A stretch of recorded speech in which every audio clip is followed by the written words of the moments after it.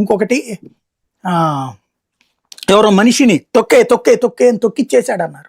మరి ఎందుకు జైల్లో పెట్టలేదు జగన్? ఎఫ్ఐఆర్ కడితే కొట్టేసింది కదా కోర్టు, ఏంది ఇది అనేసి. అట్లాగే ఏది లెక్కరు జగనే కల్తీ చేయించాడు, జగన్ టైంలో 2023 నుంచినే కల్తీ చేయించాడు, అతని పేరు ఏంటది జోగి రమేష్తో అని చెప్పారు కదా. మరి జగన్ ఎందుకు అరెస్ట్ చేసి జైల్లో పెట్టలేదు? లేదు లెక్కర కుంభకోణం అంతా జగనే చేశాడు, జగనే డబ్బులు తిన్నాడని చెప్పారు కదా. మరి జగన్ పేరు అన్నిసార్లు ప్రస్తావిస్తున్నారు. మరి చెవిరెడ్లు వీళ్ళందరినీ పట్టుకున్నారు కానీ జగన్ ఎందుకు అరెస్ట్ చేయలేదు?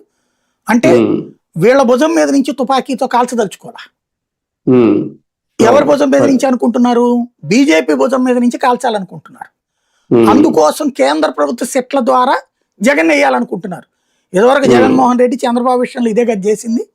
ఎంక్వైరీలు చేపించి రిపోర్ట్లు పంపించి సిబిఐకి ఈడీకి చంద్రబాబుని అరెస్ట్ చేయండి అన్నాడు. వాళ్ళు పట్టించుకోవాలా.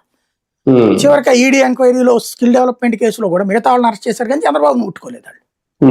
అంటే వాళ్ళేమి ఇక్కడ రాజకీయాల కోసం వాళ్ళని ఎత్తిన పెట్టుకోవట్లా.